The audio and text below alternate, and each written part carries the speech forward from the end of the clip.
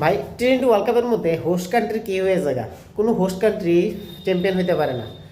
Suppose এর আগে আমরা দেখছি এবং গতকালকে দেখলাম যে Sri Lanka as a host country হিসাবে টুর্নামেন্ট থেকে কিন্তু বাদ হয়ে গেছে গা। পাকিস্তান অলমোস্ট বাদের পথে এবং ইন্ডিয়ার অবস্থাও বেশি একটা ভালো না, হয়তো বাদ হয়ে যেতে যদি একটা ম্যাচ হারে বা সাউথ আফ্রিকা যদি ওয়েস্ট ইন্ডিজের লোকে হারা জায়গা, অর্থাৎ রান রেটের ক্যালকুলেশনে কিন্তু খুব খারাপ অবস্থা আছে। যাই হোক, ইন্ডিয়ার 2টা match must win game, but কেলেকে এরকম অবস্থা হইতেছে যে হোস্ট কান্ট্রি প্রত্যেকবারই মানে পারতেছে না, জিততো চ্যাম্পিয়ন হইতে পারতেছে না, সেমিফাইনাল পর্যন্ত খেলতে পারতেছে না। তার একটা বিশেষ কারণ হইতে পারে, যেটা আমার মতো হইতেছে এজ এ হোস্ট কান্ট্রি হিসেবে তার কাছে এক্সট্রা একটা প্রেশার থাকে লোকাল ক্রাউডের।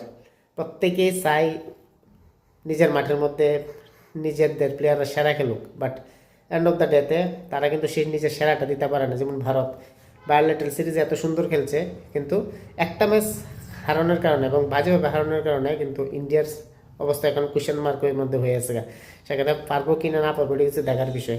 অর্থাৎ আমরা যে এক্সপেকটেশনটা, সেই এক্সপেকটেশন এত বেশি যে কারণে হয়তো প্লেয়াররা পারফরমেন্স করতে পারতেছে না, অথবা ম্যানেজমেন্টের কিছু ভুল সিদ্ধান্ত, অথবা প্লেয়ারের কিছু ব্যক্তিগত বা খেলার দিকে কিছু একটা ভুল করতেছে, যে কারণে তারা এভাবে খেলতে পারছেন। যে শ্রীলঙ্কারে আমরা দেখলাম অস্ট্রেলিয়া হারাইলো ইয়ের মধ্যে, এই গ্রুপ স্টেজের মধ্যে, সেই শ্রীলঙ্কা কিন্তু গতকালকে নিউজিল্যান্ডের কাছে অসহায় হয়ে গেছে। লাস্টে 4 ওভারে 70 রান দিয়ে দিছে, যে কারণে কিন্তু ম্যাচ সম্পূর্ণভাবে নিউজিল্যান্ড ফেভার করে নিয়ে নিছে এবং হারা গেছে গা।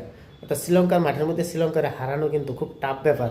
একটা সময় আমরা দেখছি ইন্ডিয়া পর্যন্ত পারতো না তার মাঠে তারা হারাইতো, এবং বর্তমানে যা অবস্থা হয়েছে শ্রীলঙ্কার, যেগুলো কেউ এসে হারাই দিয়েছে গা।